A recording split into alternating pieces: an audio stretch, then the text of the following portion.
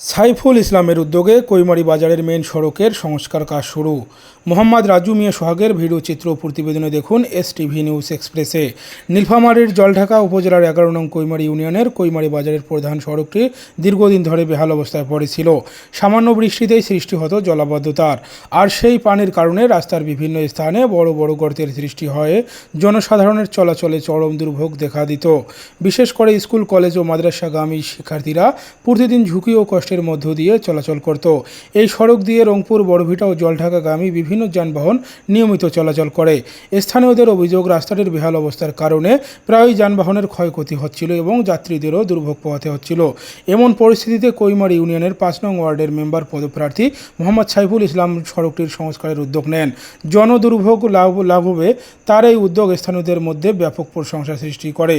সাইফুল ইসলামের আহ্বানে কৈমারি বাজারের অটো সিএনজি স্ট্যান্ডের সভাপতি আব্দুল হামিদ ও বাজারের ব্যবসায়ী, গণ্যমান্য ব্যক্তিবর্গ ও জামায়াতে ইসলামের কর্মীরা এখানে যোগদান করেন এবং সকলে স্বেচ্ছাশ্রমে অংশগ্রহণ নেন। সকলের সম্মিলিত প্রচেষ্টায় রাস্তার বিভিন্ন অংশে ইটের খোয়া ফেলে সংস্কার কাজ শুরু করা হয়। এ বিষয়ে সাইফুল ইসলাম বলেন, আমি আমার সামর্থ্য অনুযায়ী মানুষের সেবা করতে চাই। আল্লাহ যেন আমাকে বাকি জীবন মানুষের কল্যাণে কাজ করার তৌফিক দান করেন। স্থানীয়রা জানান, জনপ্রতিনিধি হওয়ার আগেই সাইফুল ইসলামের এমন জনসেবামূলক উদ্যোগ এলাকাবাসীর মধ্যে ইতিবাচক প্রভাব ফেলে। আমার নাম মোহাম্মদ আব্দুল হামিদ। আপনার বাসা কোথায়? বাসা কচুয়া। আপনি এখানকার কি? স্থানের সভাপতি, অটো স্ট্যান্ড সভাপতি। তো দেখা যাচ্ছে যে দীর্ঘদিন থেকে আপনাদের এই রাস্তাটার বেহাল দশা ছিল। এখানে সামান্য বৃষ্টির পানিতে জলাবদ্ধতার সৃষ্টি হয়েছিল এবং জলাবদ্ধতার কারণে এখানে বিভিন্ন ধরনের গর্তের সৃষ্টি হয়, যার ফলে এখানকার যে স্কুল, কলেজ, মাদ্রাসার ছাত্রছাত্রীরা রয়েছে, বিভিন্ন যানবাহন রয়েছে, সেগুলো চলাচল করতে খুব অসুবিধায় পড়ে। এখন এই কষ্টগুলো দেখে কৈমারি ইউনিয়নের 5 নং ওয়ার্ডের একজন লোক রয়েছে, তার নাম হচ্ছে সাইফুল ইসলাম। সে নাকি এখানকার এই কাজটির উদ্যোগ নেয়। এটা কি সত্য? হ্যাঁ, সত্য। তাহলে এখানে সাইফুল ইসলাম যে উদ্যোগ নেয়, এখানে কি আপনারা সবাই সহযোগিতা করছেন? সবাই সহযোগিতা করি। আপনাদের সহযোগিতা এবং তার উদ্যোগ এবং এলাকাবাসী, এখানে বাজারের যারা দোকানদার রয়েছে, তাদের সহায়তায় এই কাজটা আজকে করা হয়। হ্যাঁ, এই কাজটা আজকে করা হলো। আপনার নাম কি? মোহাম্মদ সাইফুল ইসলাম। বাসা কোথায়? কৈমারি জেলাদারপাড়া। তো সাম্প্রতিক লক্ষ্য করা যাচ্ছে যে কৈমারি বাজারের এই রাস্তাটির বেহাল দশা ছিল। এই রাস্তাটিতে সামান্য বৃষ্টির পানি হলেই জলাবদ্ধতার সৃষ্টি হয় এবং এই পানিটা নিষ্কাশনের কোনো ব্যবস্থা ছিল না, এবং জলাবদ্ধতা থাকার কারণে বিভিন্ন জায়গায় বিভিন্ন ধরনের গর্তের সৃষ্টি হয়, যার ফলে এই রাস্তা দিয়ে বিভিন্ন ধরনের গাড়ি চলাচল করতে খুব অসুবিধায় পড়ে।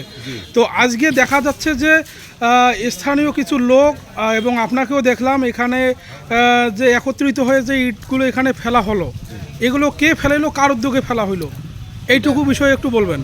আলহামদুলিল্লাহ, এটা সম্পূর্ণরূপে আমি অনেকভাবে চেষ্টা করার পর, যেমন ফেসবুকে দেখেছি, বিভিন্ন মিডিয়ার মাধ্যমে দেখেছি যে এই জায়গাটার খুব বেহাল দশা, কেউ এখানে সহযোগিতা করতে আসতেছে না। তখন আমি এই রোড দিয়ে ডেলি রংপুর যাতায়াত করি।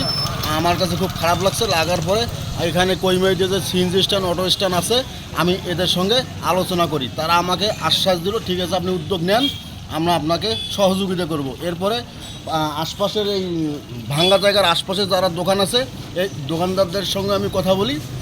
তারা বলে আমাকে, ঠিক আছে আপনি উদ্যোগ নেন, আমরা আপনাকে সহযোগিতা করব। আমি উদ্যোগ নিয়ে আমার এই বড় ভাই শফিকুল ভাইকে জানাই যে আমি উদ্যোগ নিচ্ছি, আপনি এটা একটু এমপি মহোদয়ের সঙ্গে কথা বলেন। শফিকুল ভাই এমপি মহোদয়ের কাছে গেলে এমপি মহোদয় আমাদেরকে সুন্দর একটা পরামর্শ দেয়। এই পরামর্শের উপরে ভিত্তি করে আজকে আমরা এই রাস্তাটার কাজে হাত দিছি। মোটামুটি এখানে সিএনজি স্ট্যান্ড, অটো স্ট্যান্ডের থেকে অটো স্ট্যান্ডের যে সভাপতি আছে, উনি আমাকে বলছে যে আমরা 5,000 টাকা দেবো।